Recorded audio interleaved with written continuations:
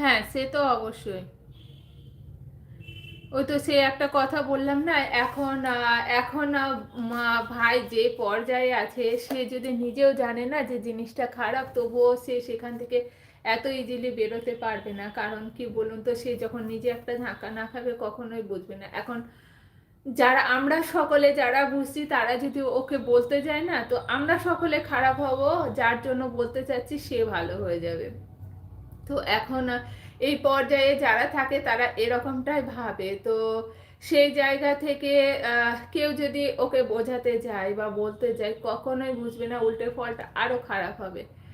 কারণ এখনকার ছেলে মেয়েগুলো সকলেই এই রকমই, মানে আপনি যদি কিছু বোঝাতে যান তার ভালো হিসাবে, সেটা তো বুঝবেই না, উল্টে আপনিই খারাপ হয়ে যাবেন ওর কাছে।